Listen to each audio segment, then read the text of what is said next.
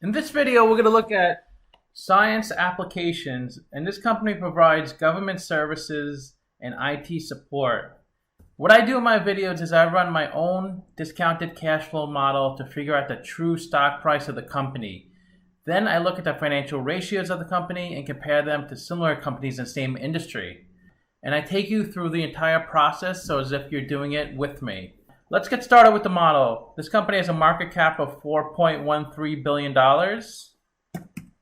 They're trading at $71.02, so one share of stock cost about $71. And let's get their free cash flow. And this is how you value a company. You estimate the future free cash flows, then you discount that number back to today's value.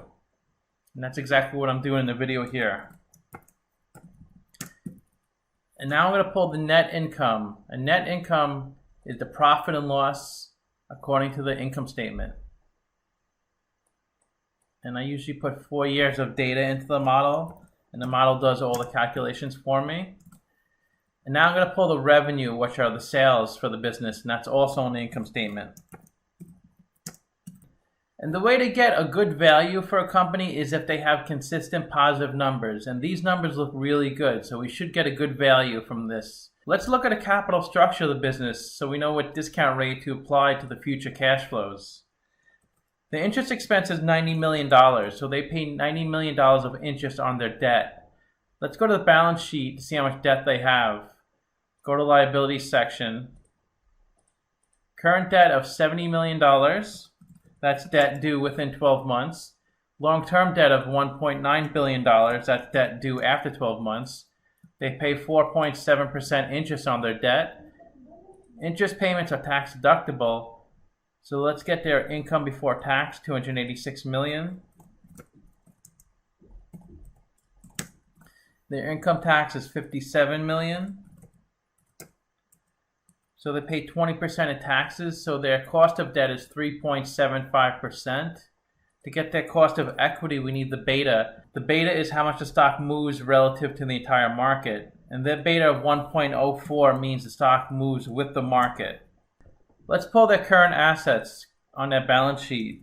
These are cash, accounts receivables, and inventory. And now let's get their current liabilities. And this is what the company owes within the next 12 months. That's $1.1 billion. We need this information for when we look at the current ratio later. Let's get the stockholders' equity. That's assets minus liabilities. Let's get their EBIT, earnings before interest and taxes. That's called operating income on the income statement. That's $418 million. That's how much money the company makes on its operational business, but before it pays interest and taxes.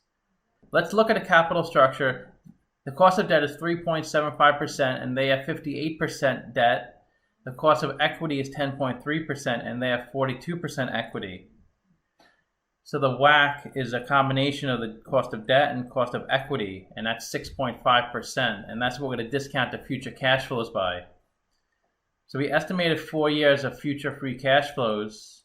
We also estimated a terminal value, which is all years past year 4. We discounted those numbers back to today using the WACC. We get a value of the company of $5.1 billion. We divide that by 58 million shares. And we get an intrinsic stock price at $87. So it's trading at $71. It's trading at a 19% discount. So it's a buy according to the model.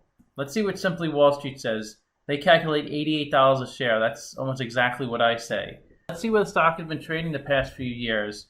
So it looks like it went over $80 back before coronavirus. It was trading at intrinsic, but then it dropped a lot in March, and it's come back up almost to where it was, then it's come back down a little. Let's look at their financial ratios to get more information.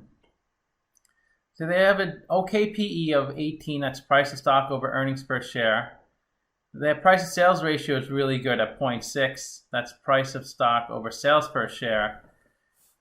A pretty good price to book also, 2.9, that's price to stock over book value per share. They have a good current ratio of 1.3, so they can cover their current liabilities.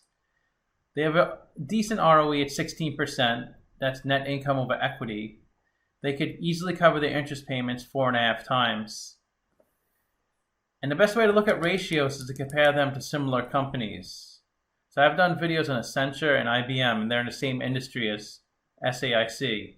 If the number's in green, that means SAIC is better than the average. If it's in red, they're worse than the average.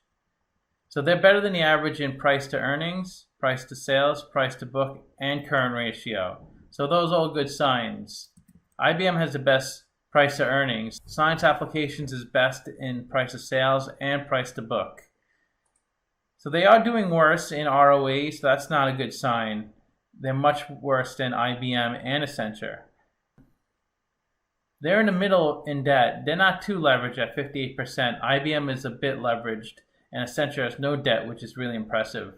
Accenture is the largest company. IBM is a little behind them, and SAIC is a tiny company compared to those two. So let me know what you think of this company. Thanks for watching the video.